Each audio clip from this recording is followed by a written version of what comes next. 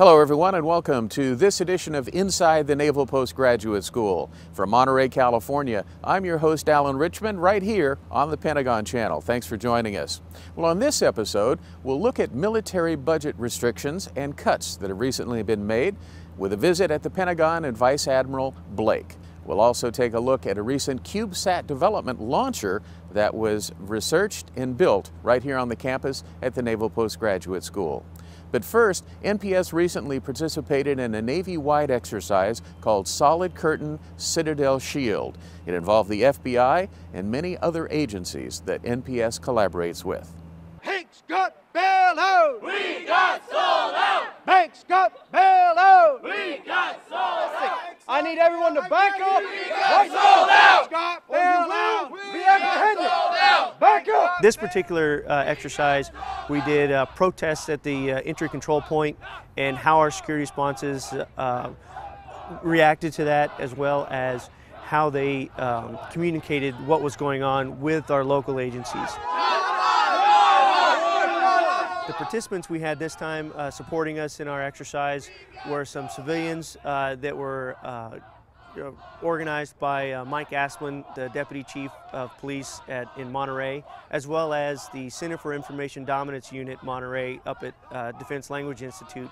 These were Navy sailors that were waiting to class up, and they were allowed to come down and help us out and pretend to be protesters. Negative, keys wouldn't work. Well, this is a capstone exercise from all the smaller training we've done here at Naval Sport Activity to work on our security responses as well as other force protection measures. I have a report of IED explosion, 17, 18 casualties, unknown the severity of injuries. My arms! Oh, my chest! The other part of the exercise was an IED exploded at the gate in the midst of the protesters on the second day. So there we had the good response from Monterey Fire Academy, who simulated being an actual fire unit. We're gonna have you sit tight, okay? You just relax for me, all right? Okay. We respond to fires, fire alarms, medical emergencies, and the like for the Naval Postgraduate School. And today we're having a bit of a drill where we had a bomb go off and some people got hurt. You can see behind us here and possibly even hear some folks moaning. The fire department has brought in our on-duty division chief, and we've come in and made contact with the incident commander for the Naval Postgraduate School Police Department, gotten some information from them, and now we have set up a triage operation where we are basically filtering through the injured people to ascertain what their injuries are, divide them up into groups, figure out what treatment we need to do here. We would be looking at what number of ambulances or maybe mass casualty units we might need if we had a large number of people. And in this case, we probably would activate that. We have not for this drill, but normally we would. And then we'll be setting those folks up and coordinating the transportation of these folks off of the Naval Postgraduate School to the local EMS treaters, hospitals, care units in the local area. And that's one of the big points of the drill today, is to test our what we call interoperability between the different agencies. Can we talk on common radio frequencies? Can we talk on common cell phone numbers? Do we have a common way of talking about things and understanding each other? Sometimes that can be as simple as face-to-face. In this case, our first on-scene responder, the duty chief, probably walked right up to your incident commander, your senior police officer here, and started talking face-to-face about what went on. Then it starts going out kind of like a tree going down through the other communications devices, mostly radios. For example, this radio that I happen to have right here was bought through a Department of Homeland Security grant. And every fire department on the Monterey, actually within the county, has the same radio. We have common frequencies so that we can talk to one another. We also have a lot of our local police department radio frequencies in there so we can speak directly with them as well. One of the main reasons that we do this is to find out where we aren't doing as well as we would like to or think we are. It's much better to find out where you have an area that needs attention in a drill, an exercise like this, than if it's the real event. And unfortunately, we have had events in the past where some of our critiques afterwards identified that we failed. We didn't do as good a job as we should have been doing in communications. So that's why we do these exercises, to try to make it so that we can do better in the real event. We've had, fortunately, a long history of working together. Even when the Naval Postgraduate School had their own fire department, we responded mutual aid together on jurisdiction jurisdictions in the community. We've trained together. Now that the city's providing that fire service, it's just a little expansion of that feat. And we do multiple training with different fire departments and police agencies on a monthly, sometimes quarterly basis throughout the year. So we have a very good relationship. Always had a good time working with the folks, and it's always been productive. Well, as part of the exercise, there's a lot of collaboration, in this case with Naval Support Activity Monterey here at the Naval Postgraduate School and the FBI office in San Francisco. And with me, along with the protesters, is Peter Lee. Pete, thanks for being here. Alan, thanks for having me. I appreciate it. Tell us a little bit about the role the FBI is playing in this exercise. Well, as you're aware, the FBI works with local law enforcement, be it federal, state, all throughout the Bay Area. Our office here in San Francisco, the FBI San Francisco field office, covers everywhere between Monterey all the way up to the Oregon border. So for us to be integrated and do these exercises with you and your folks is critical in how we can respond to, be it protesters talking about bank bailouts, to a terrorism attack here. And you'll see that today with our crisis negotiation team and also our evidence response team, or the CSI equivalent for the FBI, coming out here and working with the folks here at the Naval Postgraduate School. And of course, communication and collaboration is a big part of being successful in these kinds of operations. And the FBI really has a huge responsibility, and you do collaborate a lot with these kinds of situations, don't you? We do. It's day in and day out, and like I was mentioning to you before and earlier when we were talking, there's no regular day or a normal day at the office. And that's probably what makes our job interesting and exciting. And it takes it on to a whole new level of excitement and an opportunity for us to work with, again, people like you and here down at NPS. So again, a wonderful training opportunity, a wonderful operational opportunity as well, when we're talking with our counterparts here in law enforcement. So again, this is great. So walk us through what happens now in this scenario. Of course, we have protesters that are here, so someone would make a call to the FBI office and ask for a negotiator. Is that how it plays out? In this case, yes, it would. They would give us a call and would notify us of the situation. They would probably request either assets, be it our evidence response team, crisis negotiation team, our SWAT team, or any other field agents that might be able to respond. In this case, though, you're right. If there's a barricaded suspect or a barricade or a hostage situation, the crisis negotiation team would be requested by the local law enforcement here, and we would respond in turn. Well, this is just one of many exercises Naval Postgraduate School participates in. This is an annual event, and it's Navy-wide. Well, stay with us. Coming up after the break, we'll visit and talk budget from the Pentagon with Vice Admiral John Terrence Blake. Welcome back to the show. Well, recently I was at the Pentagon and had a chance to visit and talk budget with Vice Admiral John Terrence Blake. Vice Admiral John Blake was appointed to the United States Naval Academy from the state of New York. He graduated in 1975.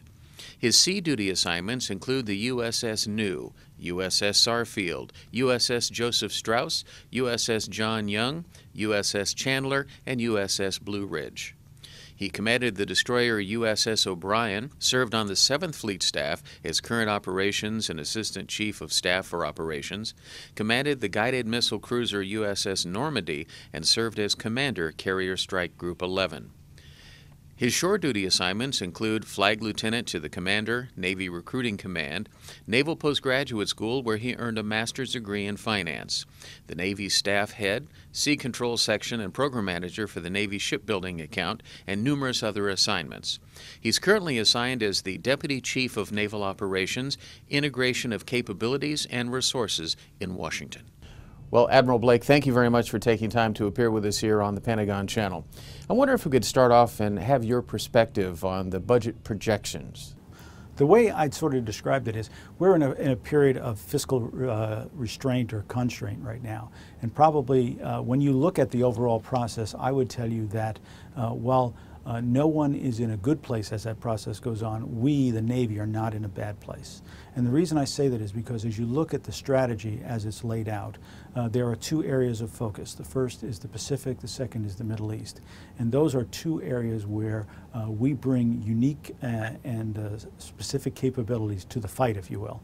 It's also areas that we have operated in for a significant period of time. So from my perspective, as you look at the maritime capabilities we bring to the effort today, we are definitely in a good position with respect to supporting the evolving strategy.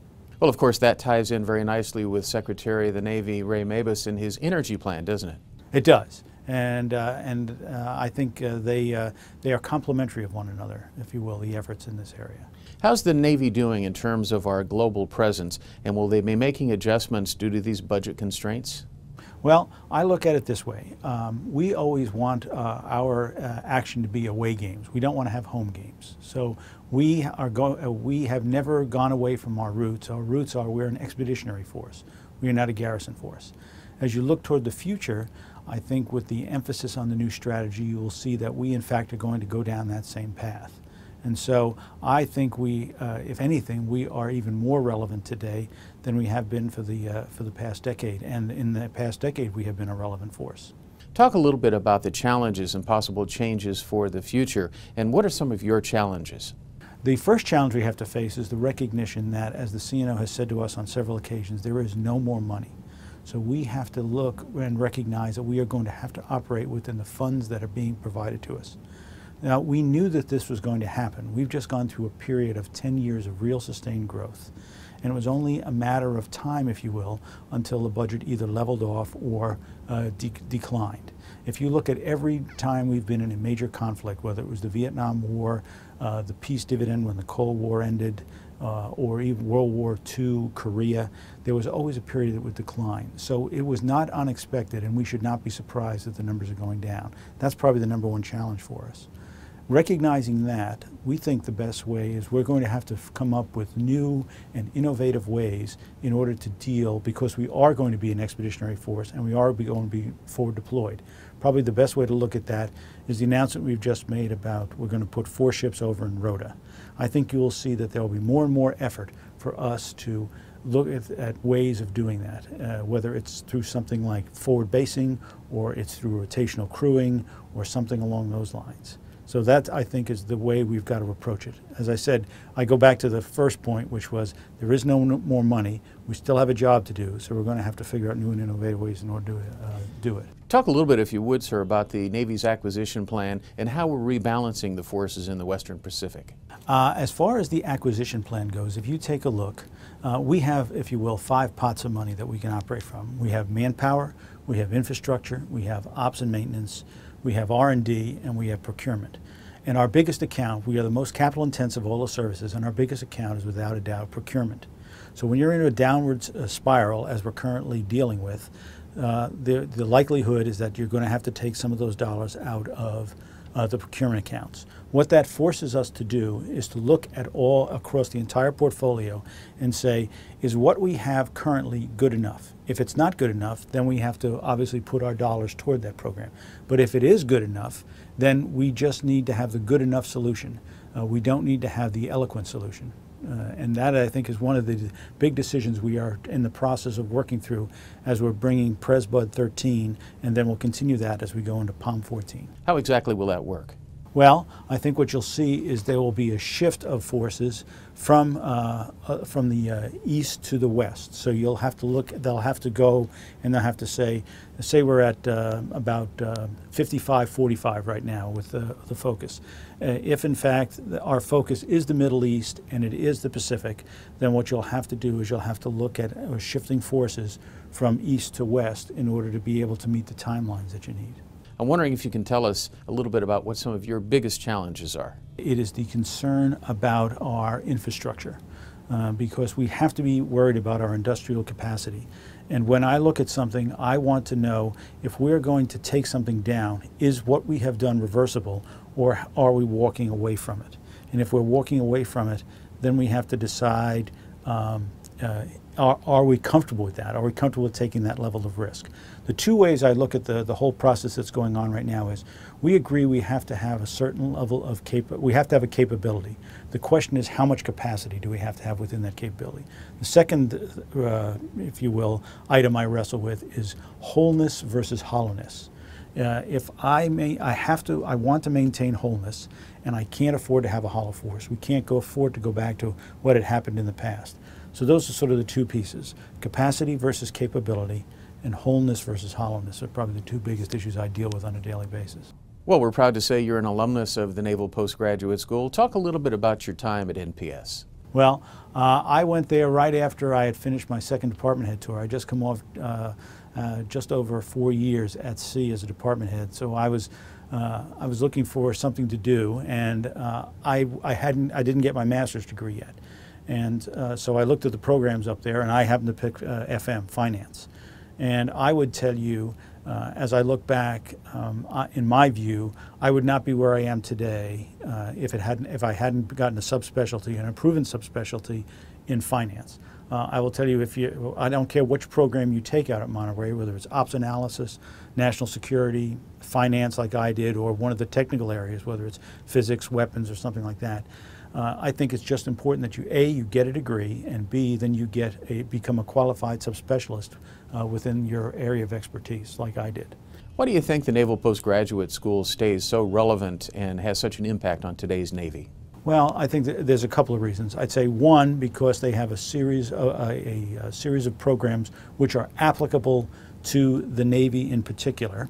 Whether I said it's on the technical or the non-technical side, it doesn't matter which path you go down. What's more important is that you take an area or a field of expertise that we can employ within the service, and I believe the Monterey programs have all those out there. The second reason, I think, is it is also one of our leading institutions with respect to R&D, research and development. We have a number of programs around the country. We have programs up at Penn State. We have a lab up there. We've got them at MIT. We've got them at several institutions throughout the country. But if you look at the program we have at Monterey, we take serving naval officers and we put them out there, and they're doing R&D, which then they can apply, if you will, when they come back to the force, whether they're in the fleet or they're back here in the building. Well, as you know, Admiral Mullen is a graduate of NPS as well, and often says the critical thinking skills that he developed at NPS really helped him throughout his career. Do you feel the same? Yeah, I would say so. In fact, I would take it, I don't think I would have gone as far in the service as I've gone today had it not been for the fact that I had gotten a master's degree and then I became a proven subspecialist. I think it's through a certain point in your career, your promotions and your advancement is based on merit. But at some point, usually as you start to get to the more senior levels, the 05 and the 06 level, it is not only based on the meritocracy or the merit of what you're doing, it's also based on what can you do at the next step for us. And that, I think, is a determinant in both promotions for both the statutory and administrative boards. What advice would you have for someone who may be contemplating coming to the Naval Postgraduate School in Monterey? Here's a piece of advice I'd give you that I give everybody that I talk to. I talk to every incoming civilian and military personnel that comes onto the OPNAV staff.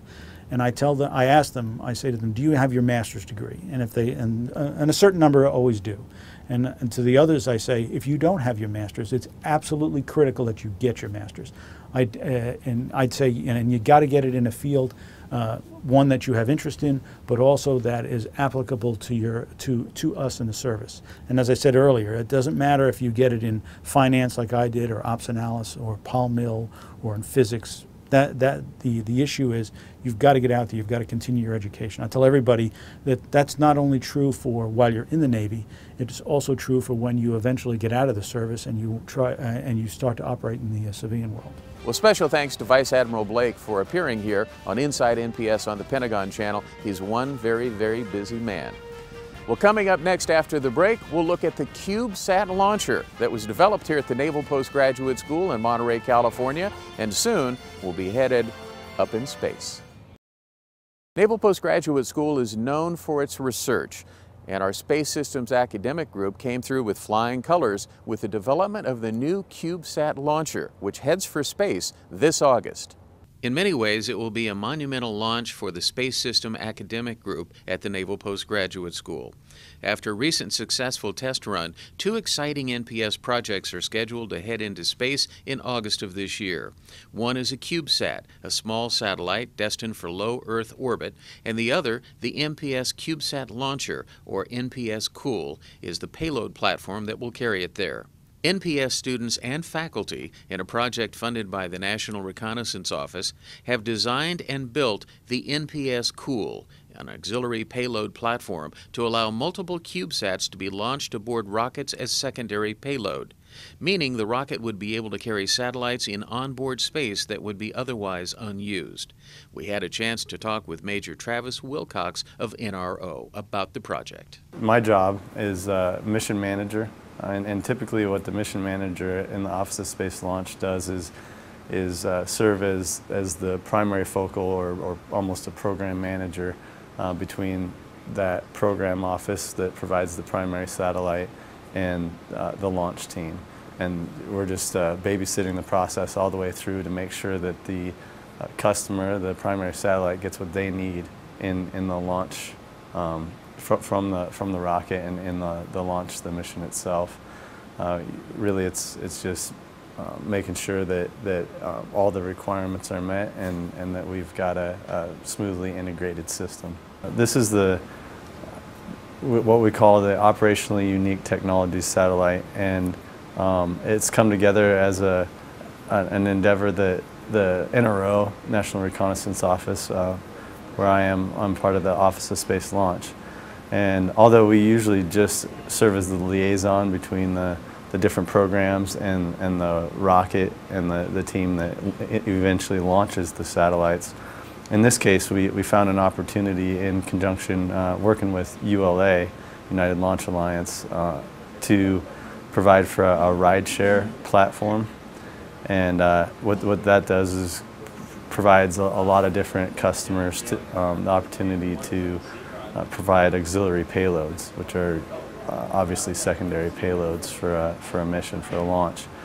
And so we've put that together, and it's come together as this operationally unique technology satellite known as OutSat, working with the Naval Postgraduate School and also SRI International and Cal Poly, the State Technical Institute, are our primary integrators. And so it's been a really great partnership to pull this all together.